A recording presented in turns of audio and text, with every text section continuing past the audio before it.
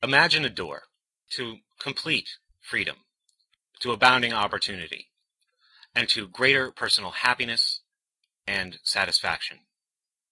Public education, that 12-year process of schooling that we are all forced to go through, is the lock on that door. This is a show and a project about finding the key.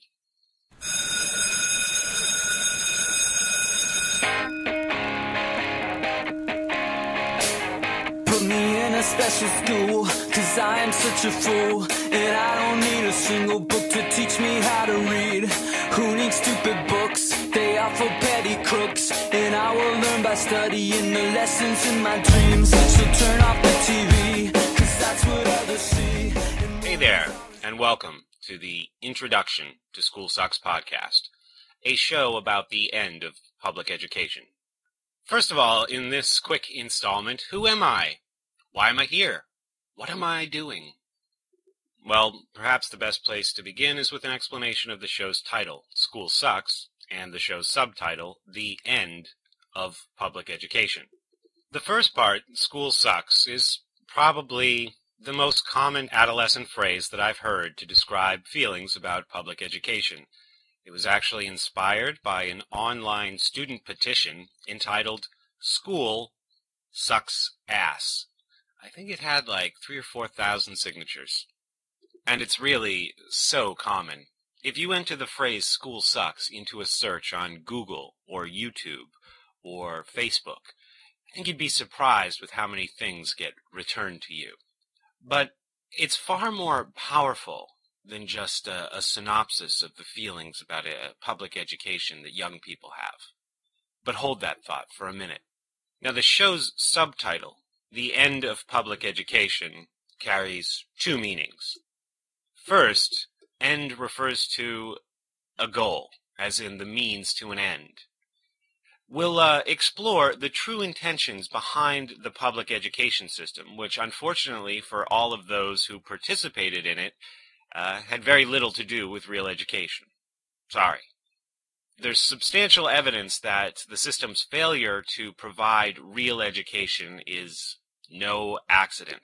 And the second meaning that we can apply to that subtitle is the end. It's over, irrelevant, useless. It needs to be done away with. Does way more harm than good.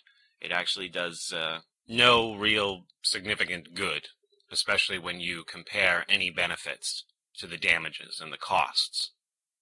Now, even if you're a student, when you hear a statement like that, even if you're not totally thrilled with your school experience, you might say, wow, that's pretty bold. Do you want to get rid of the public education system?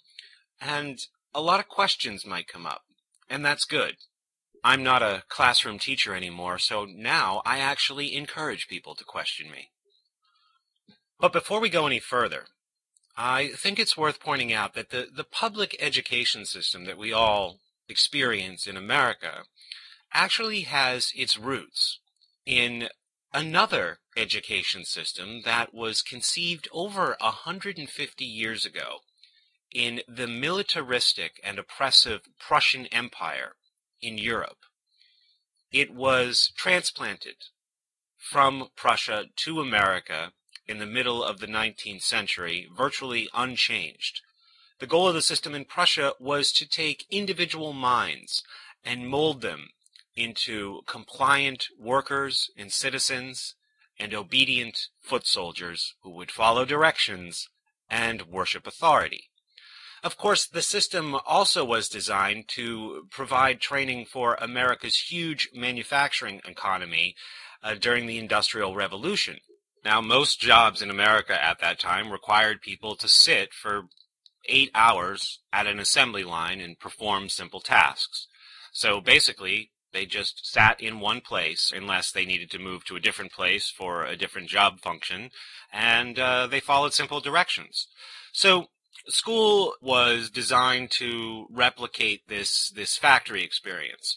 Originally, children were forced to sit still in desks and do simple tasks, and really, more importantly, not to question the tasks, not to say, why do we need to do this? Just do it. And, of course, they were also trained to follow the directions of some kind of a authority figure. Again, without question. So school essentially prepared children, creative individuals, to be factory laborers, assembly line workers. Not to be individuals, but to be pieces in a large machine. Because those were the needs of the American economy at the second half of the 19th century. But because America isn't really based on manufacturing anymore, there aren't a lot of assembly line jobs here in the 21st century, I'm sure that school has just been completely revolutionized, and it's nothing like it was in the late 1800s, when students sat in desks all day, performed simple tasks, and followed the directions of an authority figure. Right? Well, that brings us back to that thought that I asked you to hold then, doesn't it? About that phrase, school sucks. Now, this might seem like a somewhat thoughtless and bitter slogan, but it's actually quite clever. The more I thought about the phrase, school sucks, the more I realized that it was probably the most accurate and astute summary of the public education system that I had ever heard. Here's why. The 12-year process of American public education, or public education anywhere, has a dramatic effect on the mind of a child.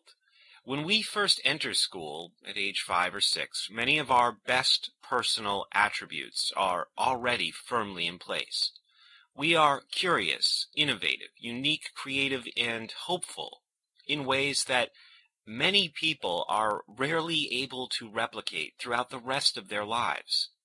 But over time, school sucks those natural gifts out of too many people and replaces them with predictability, obedience, and apathy. But the sucking is not done yet. The public school system sucks off the productive capacity of hardworking people. The system is coercively funded through taxation. In other words, whether public education succeeds or fails, and spoiler alert, it fails, at providing real education to the public, the cost goes up every year. There are no refunds if somebody doesn't feel like they got a good education. The money is gone. And I hope all this explains why the phrase "school sucks" is not just an angry statement, or even a clever statement about the experience of public education in America. It's actually the perfect statement. Now, surely there's somebody who's listening, who's saying, well, if what you've said so far is true, it sounds like this system could use a little reform. Well, slow down. Like I said, my goal is to get rid of the public education system, to end it. This is not a show about public school reform. There's nothing that would be more boring. If it was about public school reform, I should call it School Sucks Podcast Sucks Ass. Because it would. It would be awful. It would be unbearable. That's not what we're doing here. Instead of talking about reform, I would invite you to picture the public education system as a large tree. And each leaf on that tree represents one of the pressing issues that people are always talking about when discussing school reform. Class sizes, vouchers, standardized testing, no child left behind, whatever. Now, throughout the history of public education, reformers have approached this steadily growing and rapidly rotting tree, if it wasn't rotten to begin with little hedge clippers. You just need a snip here and a prune there, and everything will be fine. Well, this podcast calls for the chainsaw. I just want to be super duper clear about that. And at this point, maybe there's some other people who are listening and saying, all right, who is this guy, and how can I report him to the NSA? Well, my name is Brett Venott, B-R-E-T-T-V-E-I-N-O-T-T-E. I'm 32 years old, I live in New Hampshire, and I have worked in education for the better part of the last 10 years. My personal ambition? To get children out of government school. Now, this might sound silly to some of you, and it might